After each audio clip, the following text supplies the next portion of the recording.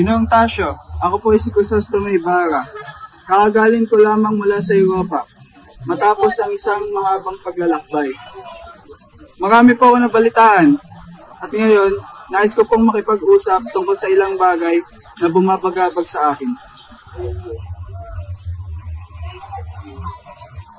Lord Crisostomo, isang karangalan na ikay napadala. Halina pumasok. Ano ito ay bukas para sa mga naghahanap ng kaliwanagan. Maraming salamat, Ginoong. Ang aklat na ito ay tungkol sa kabayanihan at pagiging Pinoy. Pero alam mo ba, Crisostomo Ibarra? Ang mga pahina ng aklat ay tulad ng bunhin nagtatanim ng kamalayan. Ngunit sa ating lipunan, iilan lang ang nais magbasa. Higit pa ang mga natakot magdusa. Ginoong, nais ko po sana magpatay ng paaralan. Ngunit maraming pumipigil sa akin. Ang pura, mga pinuno, at mga mamamayan. Kapag ang isip ng bayan ay naitaas, ang trono ng mapangapi ay nayayanig. Ngunit, Crisostomo Ibarra, handa ka pang tumindig sa gitna ng bagay. Kumpara ito sa kanyang bukasan ng aming bayan. Para sa mga batang katulad ni Basilio, oo, handa akong harapin kahit anong ang unos.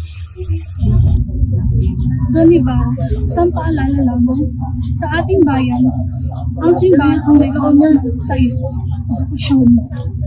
Mas mainam na makapag-usap kayo sa mga pura. Ang layunin ko ay hindi laban sa simbahan, kundi para sa karapatan ng mga kabataan.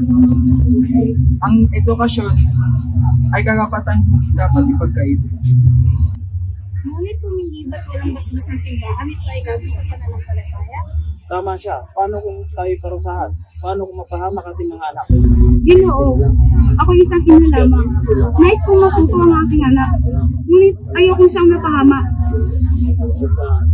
Ngunit gusto ko pong matuto, Ginoong Ibarra. Gusto ko pong maintindihan ang mundo at makatulong sa ating bayan.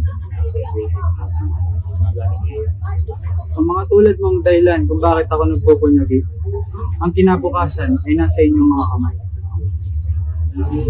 Ang tunay na edukasyon ay hindi lang sa pananampalataya. Ito ay laban sa kamangmangan. Kung ang Diyos ay pag-ibig at pag-ibig ay liwanag, hindi ba niya nais na tayo ay maliwanag? Kung ito'y magdudulot ng kabutihan, marahil panahon na para tayo makinig.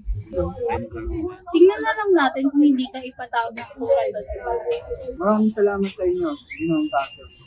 Hindi ko man alam ang darating, matatag naman ang aking layo. Minsan, ang revolusyon ay hindi lamang atin. Minsan, ang isang ideya ay sapat na upang mayanig ang partner ng katahimikan. Pero, maganda kay Ibarra. Ang liwanag mong dala ay maaaring kabulag ng mga sanay sa atin.